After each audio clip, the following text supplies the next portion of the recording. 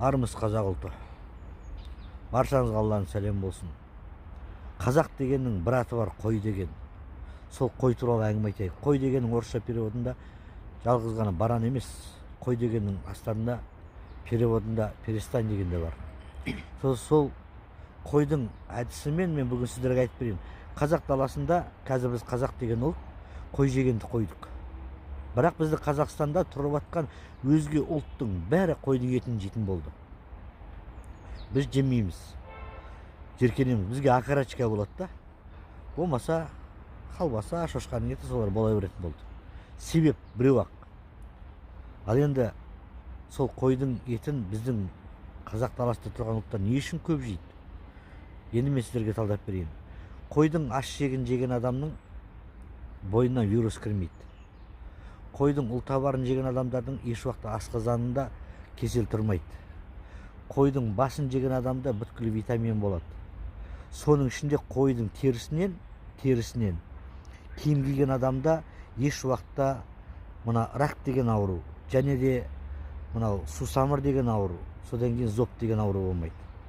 Білесіздер ма, ата-бабаларымыздың киген киімдерінің бәрі қойдың терісінен екен. Соның ішінде Совет үкіметінің кезінде де қойдың жүнінен, түбітінен біз шарып тақтық, бас киім тоқып кидік, нәски тоқып кидік, свитер тоқып кидік.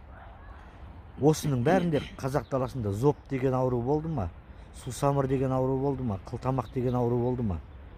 90%-ға бұлар болмады. Біз қалай осының бәрінен отказ бердік, бізде осы аурулардың бәрі қаптады. Енді оның мәнісіне қарсақ, қойдың жүнінде йод болады. Қой сойып ата-бабаларымыз баланы сүндеттегенде, сүндет жасағанда киізді күйдіретінде баса салатын. Неге? Өйткені ода йод бар, бірден жазылады. Екінші, қойдың жүнін киім киген адамға жылан жоламайды. Екінші, киіз тұрған үйге жылан кірмейді. Өйткені қойдың жүнімен ешкінің қылына еш уақытта жылан жоламайды. Одан кейін қара бүйен дейді ғой, қара шегіртке, қара құрт адам шағатын.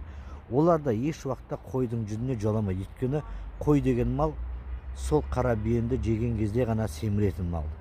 Сондықтан оны қуып жүріп, противоядиясы бар тек қана қой ғана. Және қойдың етінде 99 дәрумен бар. Осының бәрін білген қазақ қойдың етін бәрін жеген, және де қойдың құйымшағын, малдың құйымшағын айтқан ер азамат жемейді деген. Себеп қойдың құйымшағында 99 витаминнің калориясы тұрады, және де 8 көздің басында еш уақытта қандай да градуста болсын ермейтін металл болады. Оны неше түрлі сөзді айтады, оны қазақтар оны баяғыдан білген, оны ман деген. Алғашқы адамды жасайтын тас.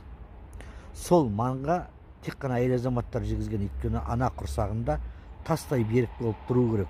Ал оны жеген ер азаматтардың баласы ат көтермейді деп айтқан. Неге?